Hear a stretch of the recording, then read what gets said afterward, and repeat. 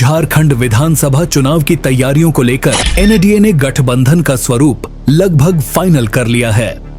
जानकारी के अनुसार भारतीय जनता पार्टी कुल 65 सीटों पर चुनाव लड़ेगी, जबकि आजसू और अन्य सहयोगी दलों के लिए कुल 16 सीटें छोड़ी जाएंगी।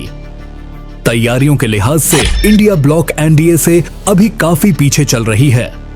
अब तक यह स्पष्ट ही नहीं हो पाया है कि किस पार्टी को कितनी सीटें मिलने जा रही हैं। हालांकि कांग्रेस के प्रदेश प्रभारी गुलाम अहमद मीर के रोटेशनल सीएम वाले बयान ने इंडिया ब्लॉक में खटास जरूर बढ़ा दी है। गुलाम अहमद मीर के बयान के बाद झारखंड मुक्ति मोर्चा भी चौकन्नी हो गई है। वह खुद अधिक सीटों पर लड़ने की तैयारी कर रही है। कांग्रेस इस बार के विधानसभा चुनाव में 33 सीटों पर दावा कर रही है, लेकिन जिस प्रकार की परिस्थितियां बन रही हैं, उसमें उसे सीटें बढ़ाकर मिलने के बजाय पिछली बार से भी कम सीटें मिलने की प्रबल संभावना है। कांग्रेस की 1 से 2 सीटें इस बार घट सकती हैं। इस रिपोर्ट में हम आपको बताएंगे कि आखिर वह कौन कौन सी सीटें हैं जो कांग्रेस की झोली में जा रही है, साथ ही किस सीट पर सस्पेंस है, इसकी जानकारी भी हम आपको देने जा रहे हैं। वीडियो के अंत तक बने रहिएगा। अब तक अगर आपने हमारे चैनल फिफ्थ पिलर को सब्सक्राइब नहीं किया है तो कृपया कर लें। हम राजनीति की हर इनसाइड अपडेट्स आपको देते रहेंगे। झारखंड में विधानसभा चुनाव को लेकर चुनावी बिसात बिछ चुकी है। भारतीय जनता पार्टी एक सीटों पर मार्किंग कर रही है। जिताऊ उम्मीदवारों की खोज की जा रही है। इसके लिए दूसरी पार्टी के नेताओं को भी भाजपा में धड़ाधड़ शामिल कराया जा रहा है। तैयारियां के लिहाज से भारतीय जनता पार्टी काफी आगे चल रही है। इंडिया ब्लॉक में झारखंड मुक्ति मोर्चा भी धरातल पर खूब पसीना बहा रही है। मुख्यमंत्री हेमंत सोरेन जहां आदिवासी वोटरों को एकजुट करने में जुटे हैं, वहीं विधायक कल्पना सोरेन आदि आबादी यानी कि महिलाओं को साध रही हैं। इनकी सभाओं में जिस प्रकार की भीड़ उमड़ रही है, इससे यह तो जरूर साबित हो रहा है कि वह बेहतरीन तरीके से लोगों से कनेक्ट हो रही है। सब कुछ ठीक चल रहा है, लेकिन अगर कहीं कुछ मिसिंग है तो वह है कांग्रेस में। कांग्रेस के प्रदेश प्रभारी गुलाम अहमद मीर खुद जम्मू कश्मीर के अनंतनाग जिले के डूरू विधानसभा सीट से चुनाव लड़ रहे थे। पहले वे अपने चुनाव में व्यस्त रहे। उनके साथ अपनी नजदीकियां बढ़ाने के लिए झारखंड के कुछ कांग्रेस नेता कश्मीर में डटे रहे ताकि उनकी ग्रेडिंग बढ़ सके। अब जब वहां चुनाव खत्म हुआ तो अलग अलग जिले जाकर संवाद और रायशुमारी की औपचारिकता शुरू की गई। इसी बीच रांची में कांग्रेस कार्यकर्ताओं को संबोधित करते हुए गुलाम अहमद मीर ने कह दिया कि कांग्रेस को अगर 25 से 30 सीटें आ जाती हैं तो राज्य में रोटेशनल सीएम होगा, यानी 2.5 साल झारखंड मुक्ति मोर्चा का सीएम और 2.5 साल कांग्रेस का सीएम होगा। जबकि अब तक इस पर कांग्रेस आलाकमान की ओर से किसी भी प्रकार का कुछ तय नहीं किया गया है।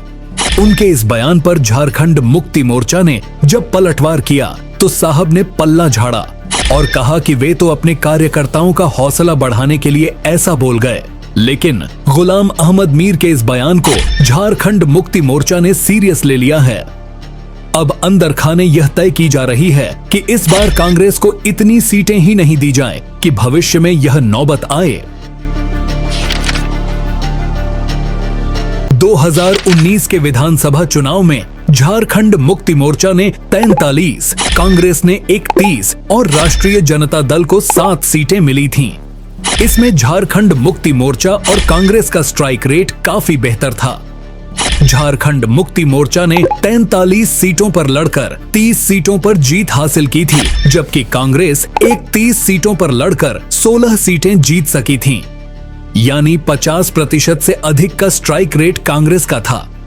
लुटिया डुबोई थी राष्ट्रीय जनता दल ने। 7 सीटों पर लड़कर सिर्फ 1 सीट पर ही जीत मिली थी। कई सीटें ऐसी भी थीं जहां राजद उम्मीदवारों को निर्दलीय उम्मीदवारों से भी कम वोट मिले थे। पोड़ैयाहाट और मांडू के विधायक के कांग्रेस में शामिल होने की वजह से कांग्रेस इन 2 सीटों पर अपना दावा कर रही है। राष्ट्रीय जनता दल भी 20 उम्मीदवारों के नाम वाली सूची राष्ट्रीय अध्यक्ष लालू प्रसाद यादव को सौंप चुका है। वहीं मासस के सीपीआई माले साथ हो जाने के बाद माले को भी गठबंधन में सीटें देकर एडजस्ट किया जाएगा। ऐसे में यह कयास लगाए जा रहे हैं कि कांग्रेस और राष्ट्रीय जनता दल की सीटों में कटौती कर वाम दलों को एडजस्ट किया जाएगा। इंडिया गठबंधन इस बार के विधानसभा चुनाव में किसी प्रकार की कोई गलती नहीं करना चाहती है। इसके लिए ऐसी सीटें जो पिछली बार झारखंड मुक्ति मोर्चा के खाते में चली गई थीं, लेकिन अगर वह वहां हार गई थी, लेकिन यदि वहां कांग्रेस का संगठन या उम्मीदवार मजबूत है तो इस प्रकार की सीटों की अदला बदली की जाएगी। इसी प्रकार कांग्रेस के खाते वाली कुछ सीटें झारखंड मुक्ति मोर्चा के पास जाएंगी। इस बार खूंटी और तोरपा विधानसभा सीट झारखंड मुक्ति मोर्चा के बजाय कांग्रेस के खाते में आने की प्रबल संभावना है। लोहरदगा सीट से मौजूदा विधायक व वित्त मंत्री रामेश्वर उरांव के अलावा सांसद सुखदेव भगत के पुत्र अभिनव भगत ने आवेदन किया है। रांची की पूर्व मेयर रमा खलखो ने भी इस सीट के लिए आवेदन दिया है। इसमें गौर करने वाली बात यह है कि लोहरदगा में रामेश्वर उरांव और सुखदेव भगत के बीच हमेश तनातनी रहती है। ऐसे में अब पार्टी लोहरदगा में किसे खुश करेगी और किसे नाराज, यह देखना दिलचस्प होगा। वहीं बड़कागांव से सीटिंग विधायक अंबा प्रसाद के साथ साथ उनके पिता और पूर्व मंत्री योगेंद्र साव ने भी आवेदन किया है। योगेंद्र साव के जेल चले जाने के बाद उनकी पुत्री अंबा प्रसाद को पार्टी ने टिकट दिया था। इस तरह इस सीट का भी मामला दिलचस्प हो जाता है। झारखंड में होने वाले विधानसभा चुनाव में कांग्रेस इस बार ज्यादा सीटों पर चुनाव लड़ना चाहती है। खूंटी और तोरपा वही दो आदिवासी सीटें हैं जिस पर पिछले विधानसभा चुनाव में भाजपा को सफलता मिली थी। बाकी सभी 26 आदिवासी सीटों पर भाजपा बुरी तरह हारी थी। खूंटी और तोरपा दोनों ही सीटों पर झारखंड मुक्ति मोर्चा ने चुनाव लड़ा था, लेकिन इस बार इन दोनों सीटों पर कांग्रेस ने दावा ठोका है। इसके लिए पार्टी ने अभी से माहौल बनाना शुरू कर दिया है। कांग्रेस पार्टी के नेताओं ने खूंटी और तोरपा पर दावेदारी पेश की है, जिसमें दयामनी बारला के नाम की सबसे अधिक चर्चा है। बताया जा रहा है कि दयामनी बारला ने तोरपा सीट के लिए अपना प्रोफाइल भेजा है और कांग्रेस दयामनी को प्रमोट करने के लिए मेहनत भी कर रही है। 1995 में शुरू हुआ कोयलकारो आंदोलन से पहचान बनाकर दयामनी बारला आज एक आदिवासी नेत्री के तौर पर पूरे राज्य में जानी जाती हैं।